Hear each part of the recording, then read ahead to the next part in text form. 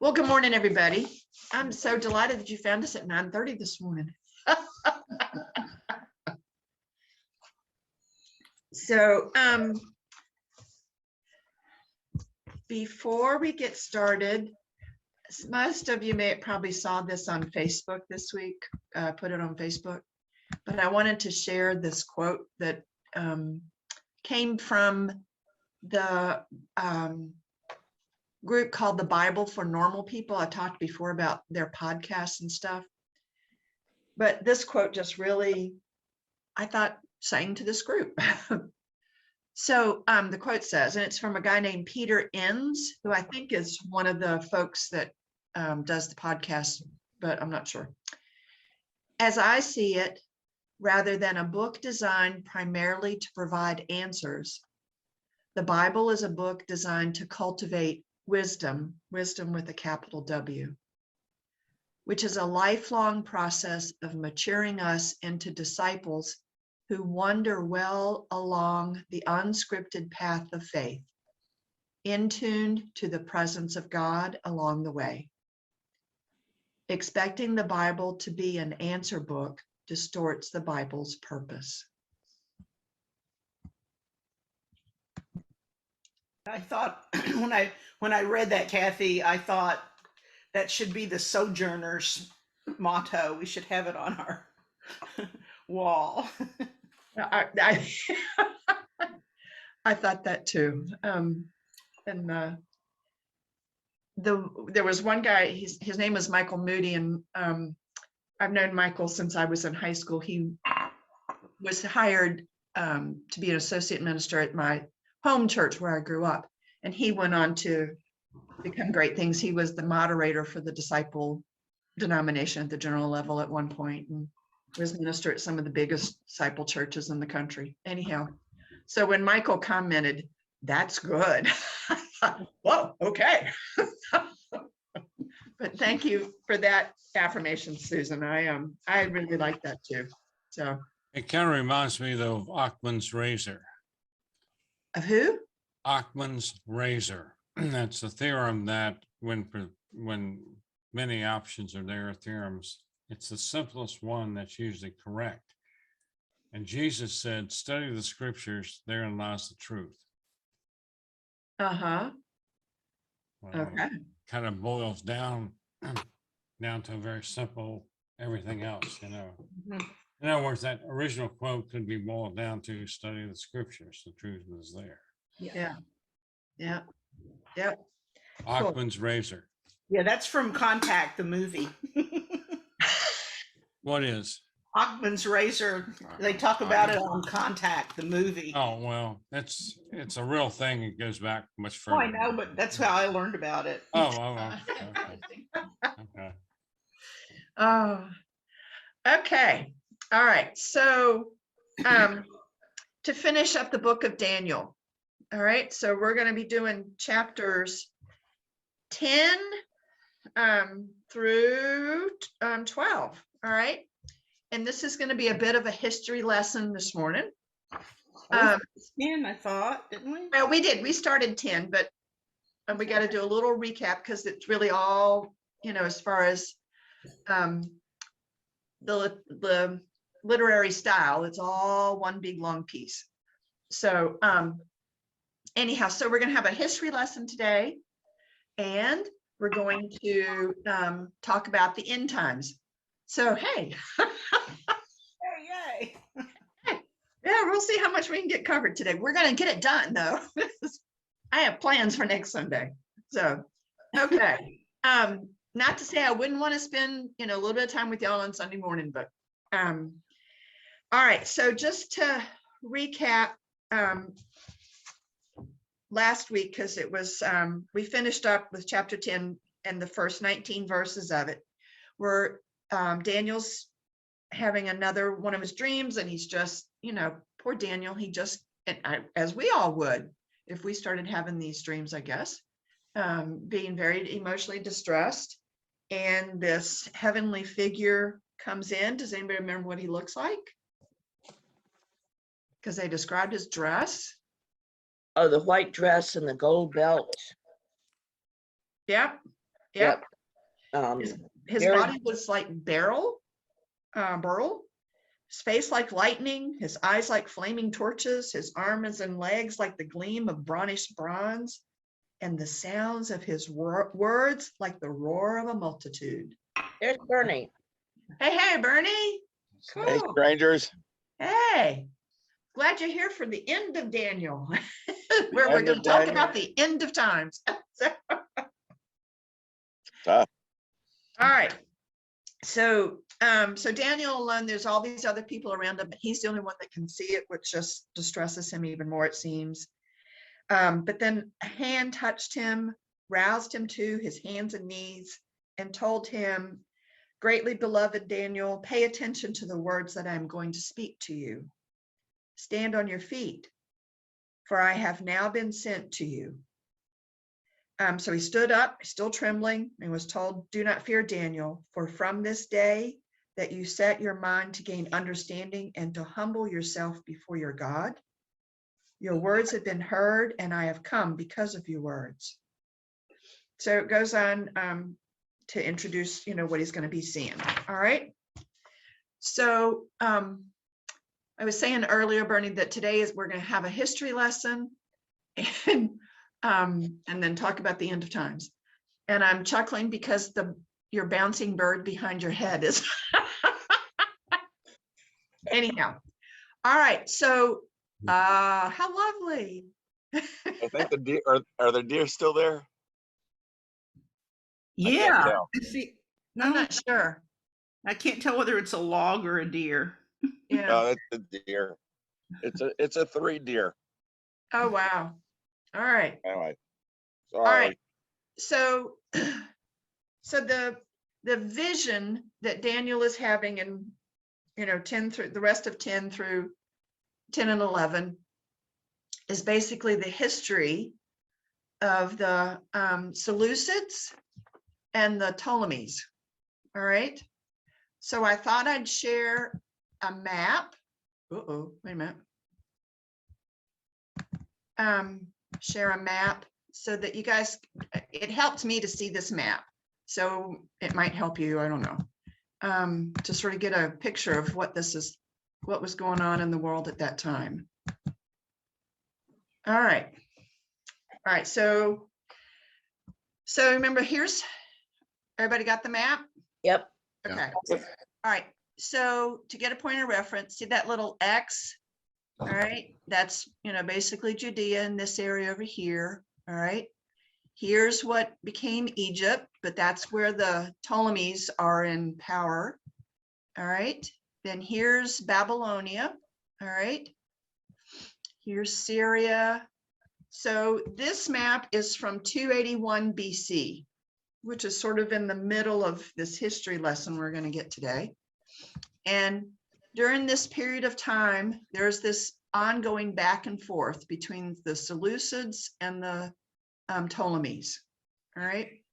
So at 281, the Ptolemies go all the way from here back over through Afghanistan and Pakistan, go almost all the way to what's modern day India.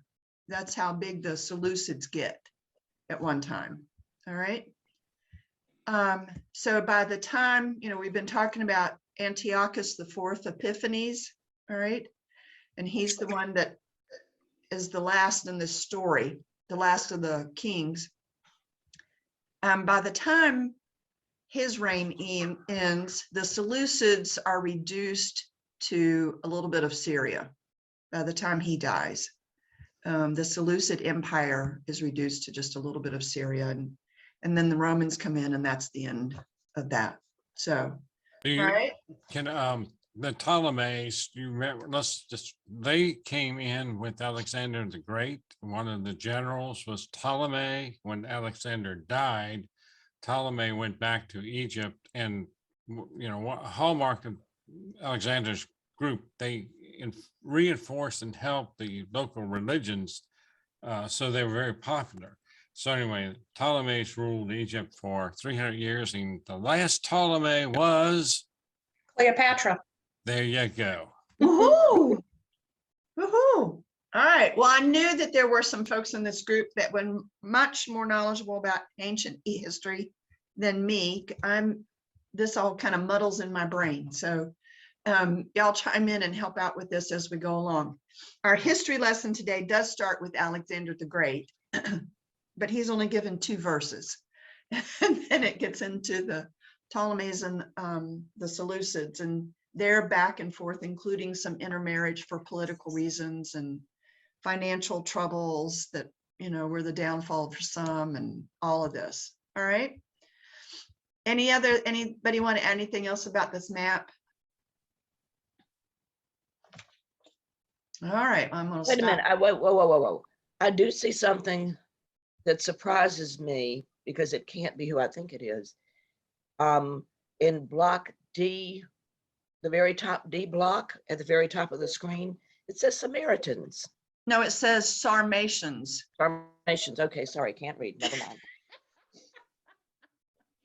I know you're right. It does. Nope, it says Sarmatians. But Okay. it does say Iberia right there. But I always thought Spain was the Iberians. So I don't. It is Spain, and because I was watching a National Geo thing, Spain is on the Iberian Peninsula, so I don't know how it moved from there over. Yeah. Oh well. So, oh well. All right. Well, there's a Danville in Kentucky, and there's a Danville in Virginia. Yep, I was born there. True. Quick question, since we're talking about travel. Sarah, when do you leave on your cruise? We go to Dulles. We go to Northern Virginia on Tuesday, May 31st, check in, go to the airport for this spiffy test that we can only find at the airport, get the test, go back, spend the night in the hotel, and then actually get on the plane on, I guess it's Thursday, Wednesday, whatever June 1st is. The trip, I think, is from June 1st through June 20th. Well, try to come back without monkeypox if you can. Yes, and without COVID, we are expected to wear masks unless we're in our cabin or eating. On land, on the boat, we will be masked the entire time. We will be tested every day, and anybody that's tested positive is put off the boat. Throw them Ooh. overboard. Well, they do make arrangements for you to get home and give you a prorated refund, but if you have a positive test, they put you off the boat. Well, we want you to see Budapest. Yes. And for those of you on Facebook, I will be posting, pictures as I go. Cool. Okay, back to the lesson, Kathy. All right. So if Sarah, we'll stick to our, Yep. no, who usually reads first? Susan, Me. No, I read. How far you want me to go? I want you to read 10:20 through 11:4, because we're reading 3 full pages of text, and I'm just going to divide it up and talk about it. All right, Okay. rather than trying to do it Okay. all in one sweep, because I can't focus that long. Okay, here I go. Then he said, do you know why? And wait a minute, hold on. He said, this is that being that has come to help Daniel with his vision. Then he said, do you know why I have come to you? Now I must return to fight against the prince of Persia, and when I am through with him, the prince of Greece will come. But I am to tell you what is inscribed in the book of truth. There is no one with me who contends against these princes except Michael, your prince. As for me, in the first year of Darius the Mede, I stood up to support and strengthen him. Now I will announce the truth to you. 3 more kings shall arise in Persia. The 4th shall be far richer than all of them, and when he has become strong through his riches, he shall stir up all against the kingdom of Greece. Then a warrior king shall arise who shall rule with great domination, with great dominion, and take action as he pleases. And while still rising in power, his kingdom shall be broken and divided toward the 4 winds of heaven, but not to his posterity, nor according to the dominion with which he ruled, for his kingdom shall be uprooted and go to others besides these. Okay, so who is Michael? He's the archangel for Israel, Yes, the protector of Israel. right. So so Michael is gonna come up again later. So in verse 21, where he says, "But I am to tell you what is inscribed in the book of truth." Sal makes a point that it could also be translated the register of truth. So he's basically saying, hey, this is what happens. This is a true story.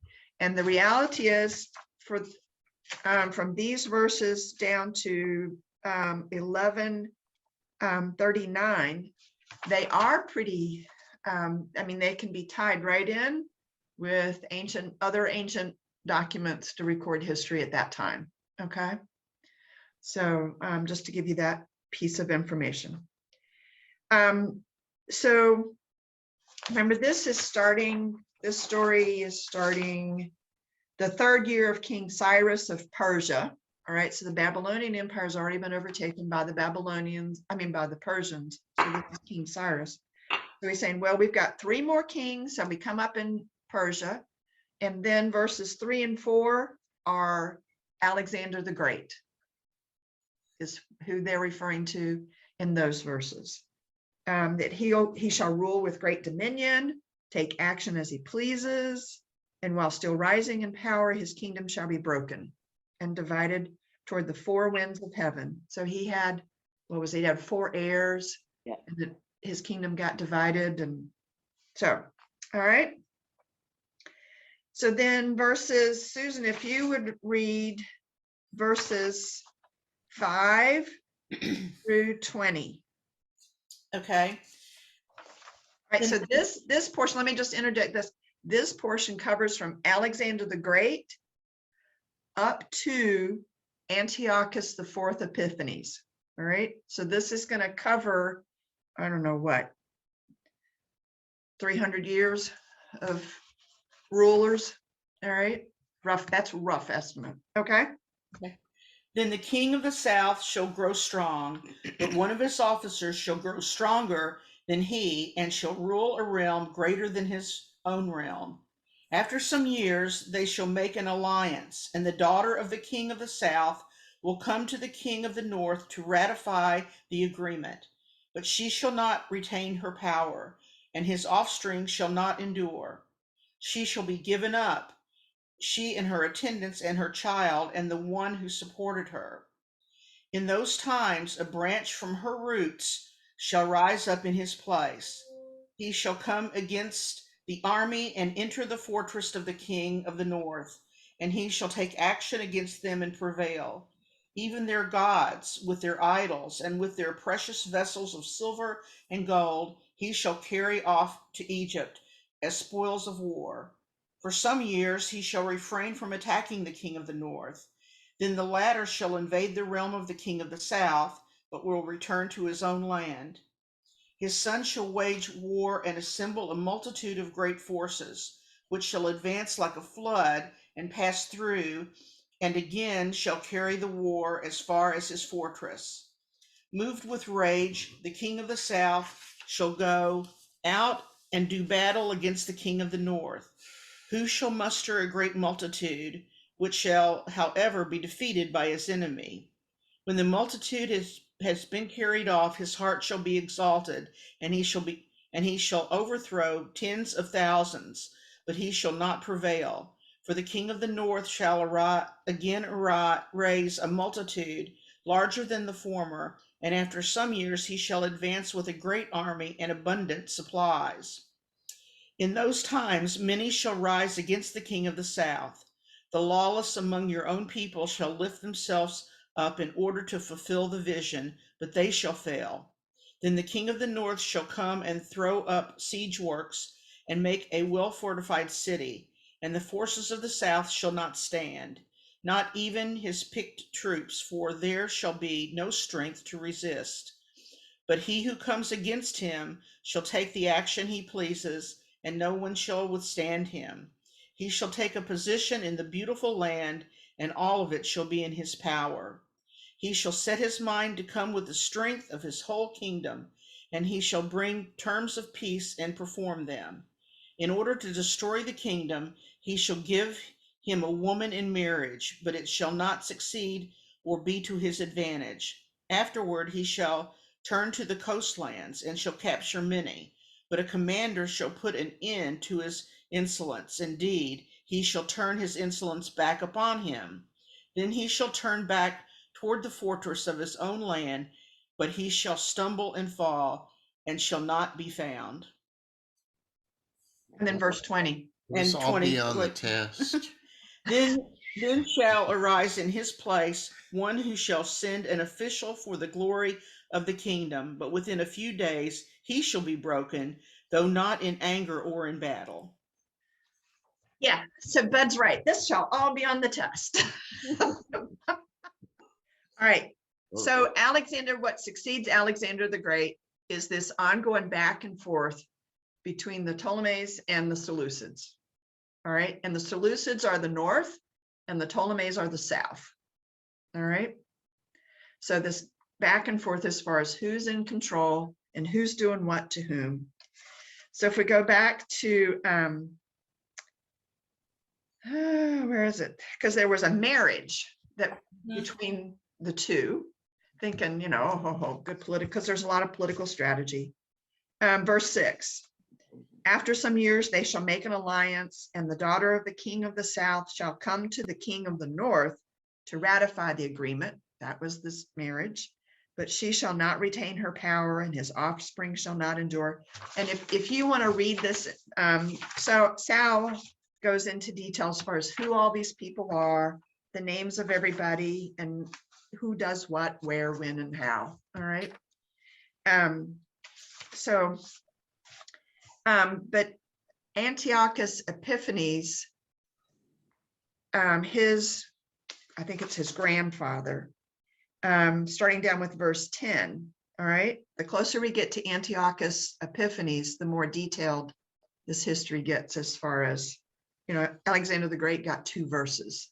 And then closer we get to Antiochus Epiphanes, the more it gets. So starting with verse 10, that's Antiochus, who reigned from 223 to 187, so about 36 years, that he lost to the Ptolemies. All right. And so, but then verse 13, for the king of the north shall again raise a multitude larger than the former, and after some years he shall advance with a great army and abundant supplies. He sought revenge against the Ptolemies. He recovers then in verses 14 and 15, and he sets up this fortified city. And in verse 16, where it talks about, but he who comes against him shall take the actions he pleases, and no one shall withstand him. He shall take a position in the beautiful land. The beautiful land is Judea, and all of it shall be in his power. He shall set his mind to come with the strength of his whole kingdom, and he shall bring terms of peace. There was another marriage that came into play, but it didn't turn out to be a successful strategy again. Antiochus then the third shall turn to the coastlands and capture many, but a commander, and this is verse 18, but a commander shall put an end to his insolence. Indeed, he shall turn his insolence back upon him. So that insolence is against the Romans. All right, so he tries to move further west and fight against the Romans. That didn't go well. The Romans and the Greeks, because the Romans and the Greeks at that time were in alliance. But he shall stumble and fall and not be found. So let me interject at this point. I don't know if y'all remember, I guess about a little over a year ago, there was an exhibit at the Virginia Museum of Fine Arts from Egypt. There was a whole city that the water had taken it over from this period of time. And so they had all these pieces that, you know, the city just got forgotten. And it was all underwater there off the coast of, I think, Alexandria. And so they've recovered and restored a lot of stuff. And so that exhibit, if you saw that exhibit was from this similar time period. So just as a interjection. Okay, so then verse 20, then shall arise in his place one who shall send an official, an exactor, as another way to translate it. Sal said this is really sort of like a major tax collector, all right, for the glory of the kingdom. But within a few days he shall be broken, though not in anger or in battle. So what happened, he lost his power because of financial problems. There were, is what that's referring to. All right. Okay. So then verse 21 picks up Antiochus. All right. Antiochus, the fourth Epiphanes. So if Sarah, would you read 21 through 35? Okay. Got All it. right. Now, some of the imagery that we're going to hear about may remind you of earlier references to Antiochus Epiphanes. You remember in the earlier vision that Daniel had of the horns coming out of the creature's head and mouth, and one was a little horn. That little horn was Antiochus Epiphanes. So there have been some, previous references to Antiochus Epiphanes. All right. In his place shall arise a contemptible person on whom royal majesty had not been conferred. He shall come in without warning and obtain the kingdom through intrigue. Armies shall be utterly swept away and broken before him, and the prince of the covenant as well. And after an alliance is made with him, he shall act deceitfully and become strong with a small party. Without warning, he shall come into the richest parts of the province and do what none of his predecessors had ever done, lavishing plunder, spoil, and wealth on them. He shall devise plans against strongholds, but only for a time. He shall stir up his power and determination against the king of the south with a great army. And the king of the south shall wage war with a much greater and stronger army. But he shall not succeed, for plot shall be devised against him by those who eat of the royal rations. They shall break him, his army shall be swept away, and many shall fall slain. The two kings, their minds bent on evil, shall sit at one table and exchange lies. But it shall not succeed, for there remains an end at the time appointed. He shall return to his land with great wealth, but his heart shall be set against the holy covenant. He shall work his will and return to his own land. At the time appointed, he shall return and come into the south, but this time it shall not be as it was before. For ships of Kittim shall come against him, and he shall lose heart and withdraw. He shall be enraged and take action against the holy covenant. He shall turn back and pay heed to those who forsake the holy covenant. Forces sent by him shall occupy and profane the temple and fortress. They shall abolish the regular burnt offering and set up the abomination that makes desolate. He shall seduce with intrigue those who violate the covenant. But the people who are loyal to their God shall stand firm and take action. The wise among the people shall give understanding to many. For some days, however, they shall fall by sword and flame and suffer captivity and plunder. When they fall victim, they shall receive a little help, and many shall join them insincerely. Some of the wise shall fall, so that they may be refined, purified, and cleansed until the time of the end, for there is still an interval until the time appointed. Okay. So what do we know about Antiochus the fourth Epiphanes? What do you guys remember about him? That he tried to take over Egypt, and it didn't go well, and he went back and beat up on Judea just kind of in a snit. Yeah, well, he was beyond snitty, Yeah. I think, from what, I've read about this guy. All right. So he was in power from 175 till his death in 164. Okay. And so, and by that time, the Seleucid Empire was much smaller than on that map, right? And it got even smaller during his reign, apparently. So back in chapter 7, that's where he was called the little horn. All right. Remember, he was also described as the man who speaks arrogantly. And in then chapter 8, a man who is full of deceit and intrigues. And intrigues is not like interesting, it's like cunning deception kind of stuff. In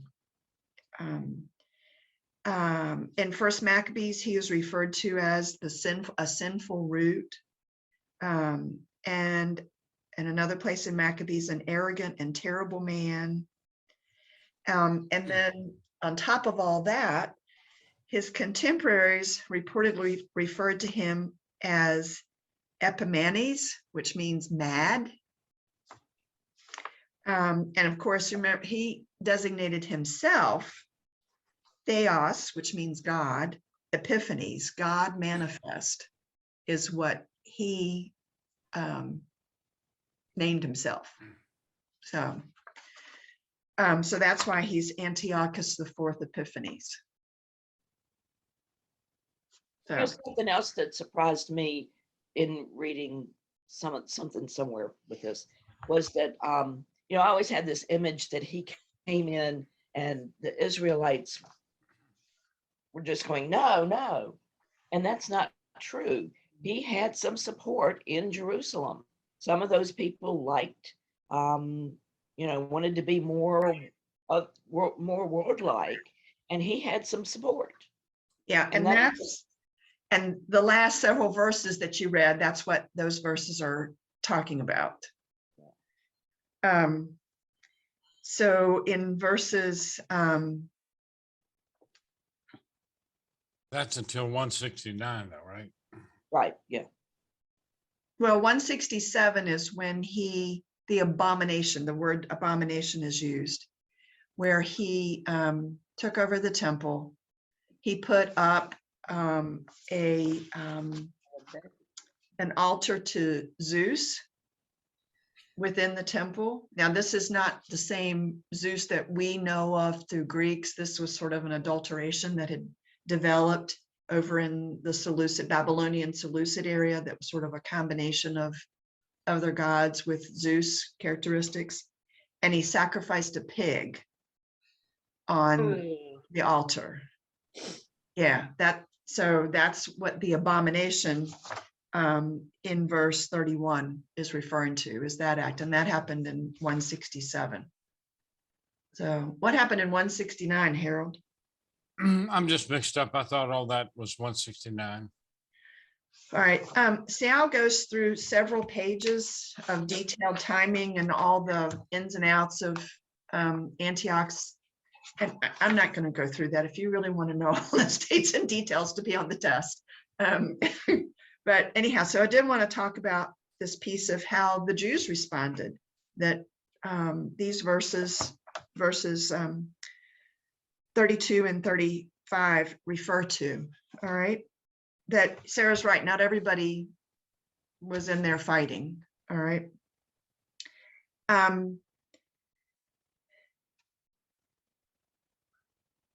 Sal talks about how the text in verses 33 through 35 talk about the probable reality during this period of time.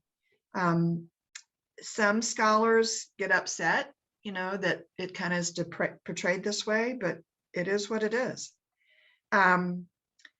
So Daniel talks about those who act wisely. All right. So what would you suppose that means?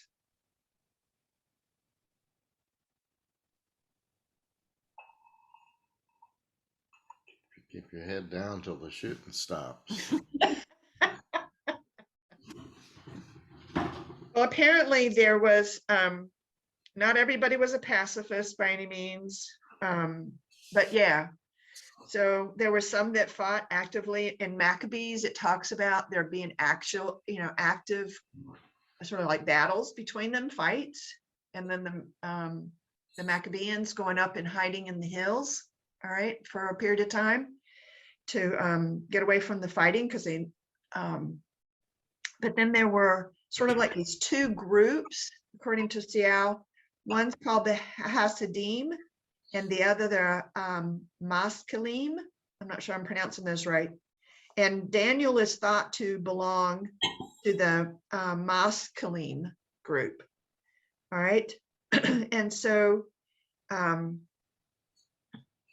actively, there are still Hasidims today in Palestine, right? yeah, and he doesn't get into, or so I didn't see it, getting into whether, I wondered that too, Harold. So I'm not sure. But the Hasidims were the active resistance, and more the Maccabeans that were fighting, whereas the Maskilim were the more passive resistance. And see how it makes the comparison between like Mahatma Gandhi. I'm not saying that right. It's not the words. Gandhi, thank you. And the difference between Malcolm X and Martin Luther King Jr., is between the active and the passive.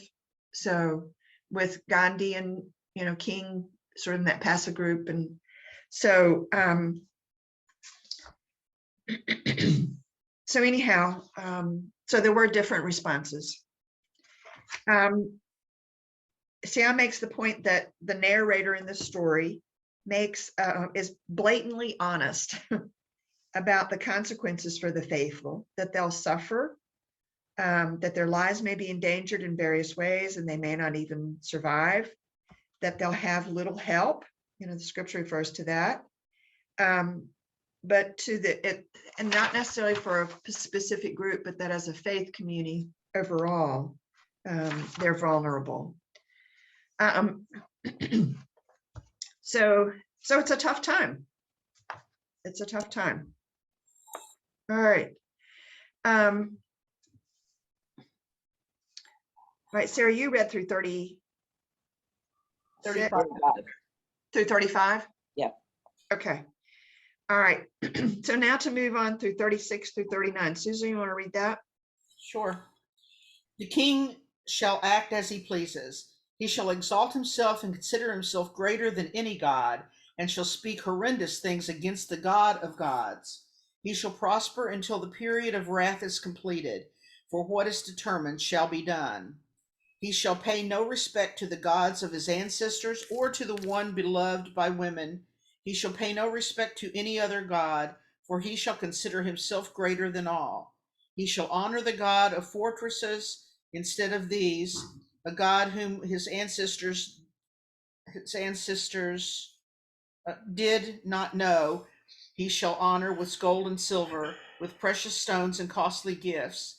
He shall deal with the strongest fortresses by the help of a foreign god.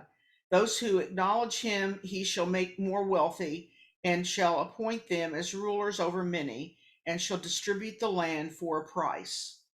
Okay. So Sal says that, there's several references in here to the pagan gods, that he shall pay no respect to the gods of his ancestors. That's probably Apollo, because the Seleucids viewed Apollo as sort of the god of the past and the one to be revered. The one beloved by women was Adonis. And so he considered, but that Antiochus considers him greater than all.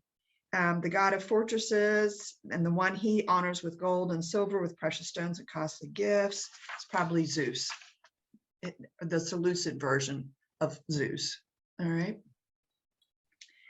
And those who acknowledge him, he shall make more wealthy. So there were some Jews that did apparently benefit financially from their alliance with Antiochus. Things are not black and white, during times like these. So there probably were Jews that did benefit from him. So, and there were others that obviously fought. Okay, so up to this point, this history lesson is pretty accurate. All right. These next 5 verses 40 through 45, there really isn't any history documentation, but they are more from the person who's writing this at this point in time. This is more looking toward the future kind of thing as far as what's ahead for the folks in Judea. So Sarah, you want to read 40 through 45? Okay. At the time of the end, the king of the south shall attack him, but the king of the north shall rush upon him like a whirlwind, with chariots and horsemen and with many ships. He shall advance against countries and pass through like a flood. He shall come into the beautiful land, and tens of thousands shall fall victim. But Edom and Moab and the main part of the Ammonites shall escape from his power.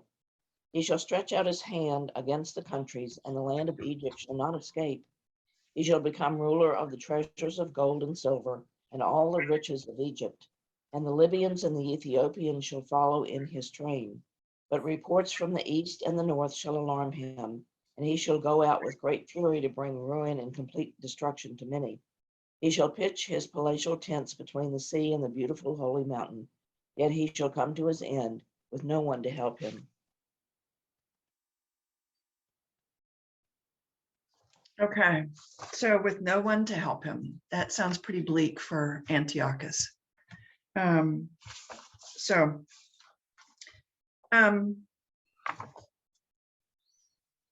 the time of the end of the king, all right. As far as that's been long anticipated when that time will come, and an end time scenario for Antiochus. It's thought that the person writing this did not know the circumstances of Antiochus's death, which is generally thought to have been in 164 BC over in Persia, is where it's thought that he died. But for the Jews, this is more an end of a time of suffering for them. Sam talks about what prophecy means in the Bible, and in addressing the issue that these verses don't really have any historical writings to back them up, like the previous parts of 10 and 11. And I like this sentence that he wrote, that biblical prophecy, and if you've got the book on 185, on the last paragraph, biblical prophecy is not clairvoyance, but the interpretation of the will of God in the socio-political and historical arena. Oftentimes I think these prophecies, they have been, and they are used to try to predict specific events. But what Xiao is saying is that it's more to interpret the will of God. As I've been listening to all this kingdom rises and falls and rises and all the who struck John between this kingdom and that kingdom, in my head, I kept hearing that one line about, and of his kingdom there shall be no end. And that's a real contrast to everything we've been hearing today. Mm-hmm. Mm-hmm. Mm-hmm. Yeah. Okay. So then the last few verses of this goes right into what you were saying, Nancy. And I'll read these. Well, Susan, why don't you read 1 through 4? Okie doke. At that time, Michael, the great prince, the protector of your people, shall arise. There shall be a time of anguish, such as has never occurred since nations first came into existence. But at that time your people shall be delivered, everyone who is found written in the book. Many of those who sleep in the dust of the earth shall awake, some to everlasting life, and some to shame and everlasting contempt. Those who are wise shall shine like the brightness of the sky, and those who lead many to righteousness like the stars forever and ever. But you, Daniel, keep the words secret and the book sealed until the time of the end. Many shall be running back and forth, and evil shall increase. Okay. So where it says at that time, that's probably referring to the time of the end of the king. All right. So Michael comes back. He, now that the end of that historical overview, he reprises his role as Israel's guardian angel. All right. And he joins other unseen powers in the fight on Israel's behalf against the supernatural patrons of the world empires, Persia and Greece, which at this point, those powers have shifted to Greece and Persia.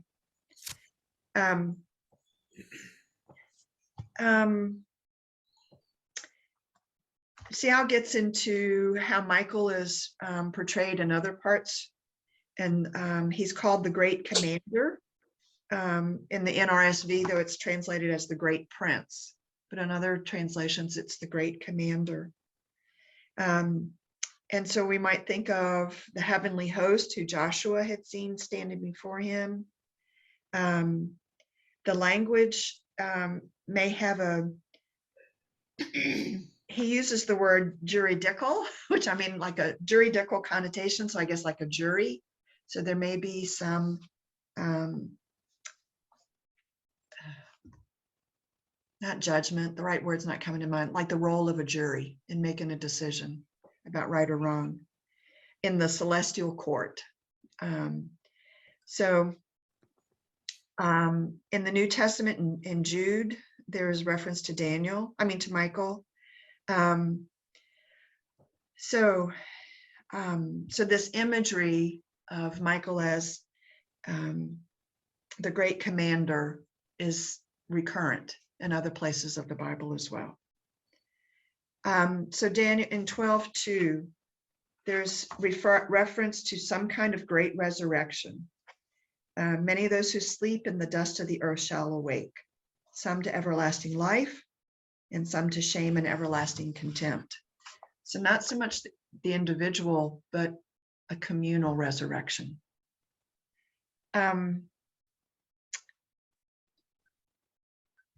Ezekiel, and Xiao gets into other places where resurrection is talked about. In Hosea, there was in the 8th century spoke of a resurrection, national revival.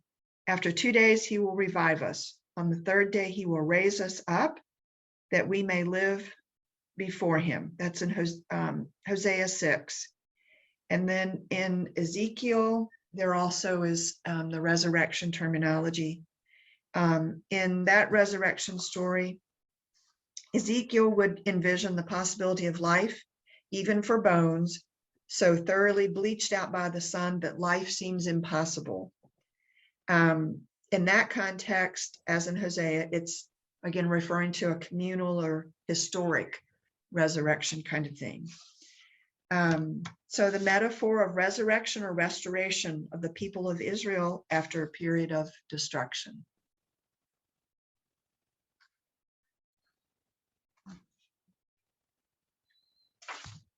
What are your thoughts on this more communal kind of, we see as Christians, resurrection is an individual kind of thing.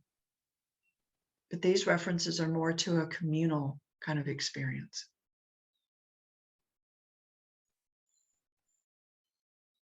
I think the whole Old Testament was about a nation, a communal experience, compared to the New Testament, which becomes an individual experience.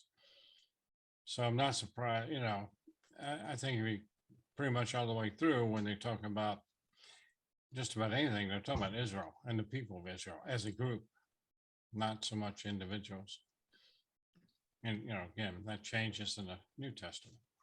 Mm-hmm. To be honest with you, when I watch the news, it gives me concerns that the larger community that we're all a part of is heading in the wrong direction. When you see the things going on with crime, it very much concerns me that we're going to get smoked before it's over with. I feel like Israel, don't we? Right before God smited Israel, things are not, I feel the same way. The U.S. seems to be going in such a opposite direction than to God, you know, as a whole, broad brushing. I agree. I'm not sure that that experience, because I can't discredit, I mean, I feel that way much of the time too. And then I look at what's happening in other parts of the world, and it's not, our experience here is not too dissimilar to what's happening in many other places as well. Yeah, but because we're the same doesn't, that doesn't help any. No, no, it doesn't. No, it doesn't. No, it doesn't. I mean, the whole world's going to a hell in a handbasket. So, Well, there was, but then I think back over recent modern history. What was it like during the late 30s when World War II was starting? What was it like during the 50s with communism and McCarthyism? oh, in the 30s, I'm not putting those two in the same. no, but They both. I think in the 30s, we still had a nuclear family. We still had higher participation and attendance in churches. I mean, we, just think about all the more liberal type things that did not exist in the 30s or the 50s. It's, I can go down a list that, I feel, I personally feel is going in the wrong direction, but not everybody does. But I think, I mean, if nothing else, look at church attendance. I mean, we are certainly going the route of Europe with empty churches, and that's not probably in the right direction. No, I think and the number of people now, apparently the largest growing religious segment in this country is people who classify themselves as non-religious. They're not affiliated with any particular group or denomination, and it makes me flash on. I think a lot of people feel like they're spiritual, but they're not religious. But it reminds me of Cindy's metaphor about, it's easy to break one pencil, but if you have a bunch of pencils, it's very difficult to break it. And I think there is so much value in church community and groups like this. And I think people who want to be the Lone Ranger with their faith are very vulnerable.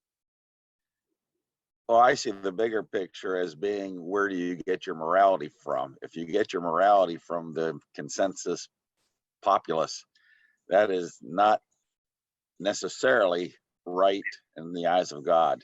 And so here in the United States, here in North America, Christians get their morality from our God.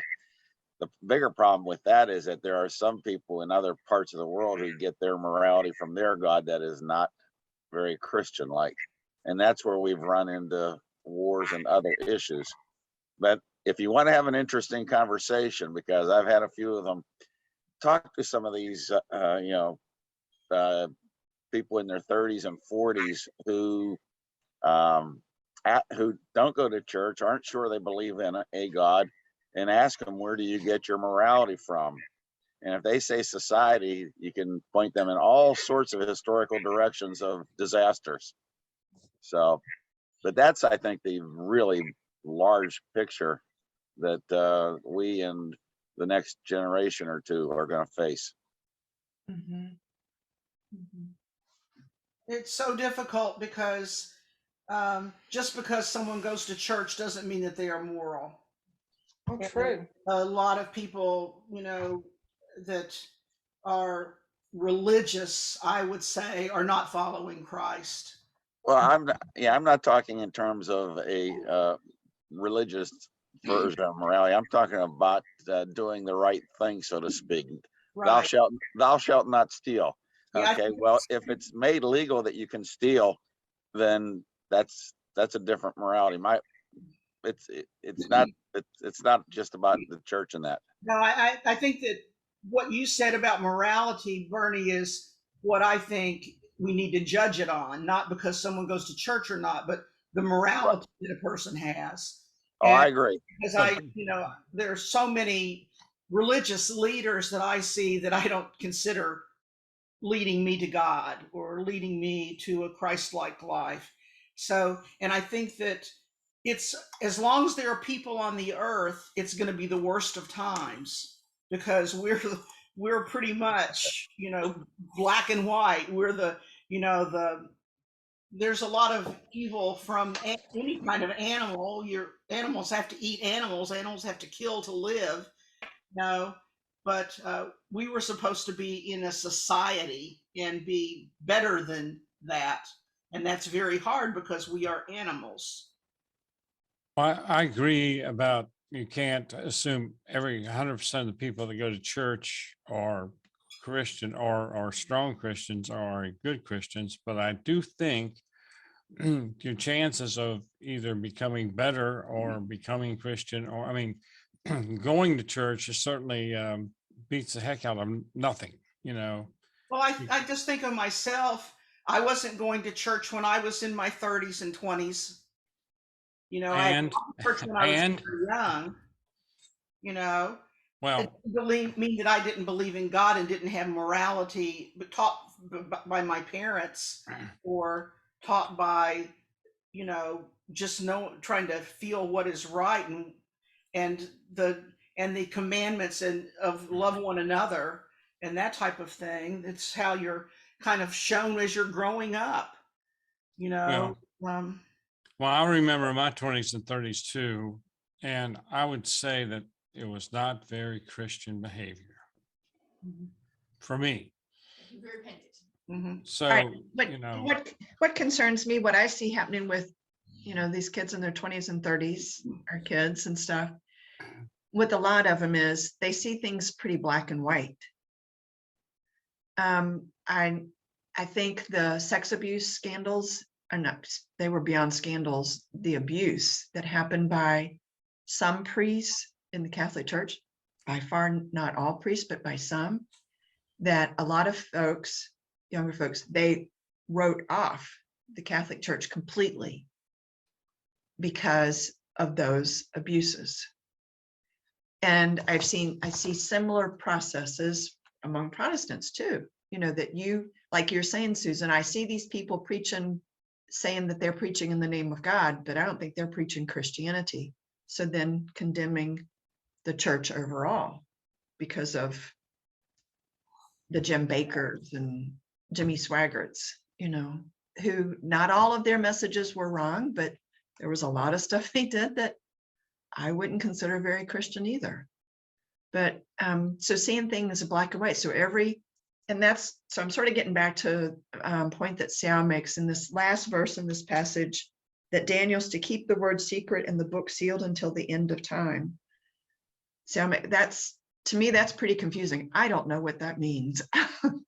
And he makes the point that each generation sort of has their own interpretation. We interpret things differently than our parents did. I always wonder whether or not, this was written after the fact so that they could predict these things. A lot of it was, apparently, my guess, this is my guess, it was written before they got word of Antiochus' death. That word apparently did make it back to Judea in late 164 BC of his death. So I don't know. well, Unfortunately, we don't have a computer hard drive to go pull and see. well, 164 was, I hope I'm right on this one, was the date when they sanctified the temple. Yes. Right. Yeah. So that would have been after his death, I would think. I mean, not until. Right. So we have one more passage to read. Church starts at 10:45. All right. So chapter 12, verses 5 through 13. Then I, Daniel, looked, and two others appeared, one standing on this bank of the stream and one on the other. One of them said to the man clothed in linen who was upstream, "How long shall it be until the end of these wonders?" The man clothed in linen who was upstream raised his right hand and his left hand, which was remarkable, to make an oath with both hands. All right, so just to interject that, toward heaven. And I heard him swear by the one who lives forever, which would be God, that it would be for a time, 2 times, and half a time, which it's thought to at a time, 2 times and half a time, that would have been about 3.5 years. And that when the shattering of the power of the holy people comes to an end, all these things would be accomplished. I heard, but could not understand. So I said, my Lord, what shall be the outcome of these things? What shall be the future? He said, go your way, Daniel, for the words are to remain secret and sealed until the end of time, until the time of the end. Many shall be purified, cleansed, and refined, but the wicked shall continue to act wickedly. None of the wicked shall understand, but those who are wise shall understand. From the time that the regular burnt offering is taken away, and the abomination that desolates is set up, there shall be 1,290 days. Happy are those who persevere and attain the 1,335 days. But you go your way and rest. You shall rise from your reward at the end of the days.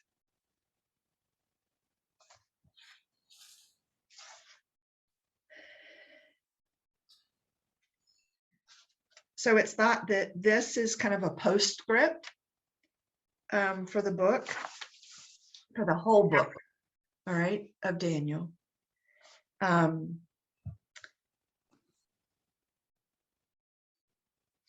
So that time, then 2 times and a half a time, that it's thought that there were 3 different calendars in use at that time. There was a solar calendar, a lunar calendar, and another one that was sort of a combination of the 2. So it's hard to know for sure what they meant, but a time roughly meant a year, year and a half. So I don't know what the end of the time really meant. That the end of the time meant the end of the time of the temple being before the temple was consecrated. You know, it's definitely isn't the end of time because time's still going on. right. But it is generally thought that this is referring to when they would be able to reclaim the temple. Mm-hmm. Yeah, and re-sanctify it is generally thought. But you know, there's this book is often used to try to, by some Christians, to predict the future. I don't think so.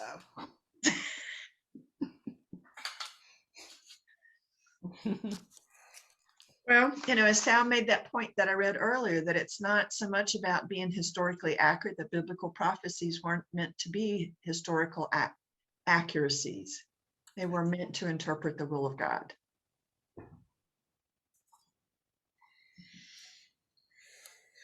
Well, it was interesting to read a book that had the stories, you know, kind of in the beginning, and the predictions, and read it more like a story, and then have all of this interpretation after the fact in the last part of it. All right, I want to read to close out, Daniel. I want to read the last few verses in Sal's commentary. It's on page 196. A message for the reader of the book at any time. One must keep on going in life despite the overwhelming presence of evil, despite the ambiguities, terrors, and travails of one's time. One keeps on going, trusting only in the power of God to deliver the faithful who are alive and even to resurrect those who are not. For God's power is not limited to this life and to this world that one sees and knows. For Christians, this resurrection hope culminates in the resurrection of Christ. His victory over death makes it possible for every believer, long past the end time of Daniel's vision, even long past the age of the New Testament, to affirm with the faithful in times past in the words of the Nicene Creed, we look for the resurrection of the dead and the life of the world to come. Amen. Amen. So It's been a joy to be with you on this journey. So we don't know Thank what we're you. doing in September. I hope our journey's not over. Oh, no. But this journey of Daniel, I mean, that sounds a little finite, you know. I know I didn't mean for that to be. All right. So if y'all remember back from our study of the Apocrypha, there is another chapter, quote unquote, that got added on later that really are considered not part of Daniel. And they're very different stories. And we talked about those when we did the Apocrypha. So anyhow, just to throw that on.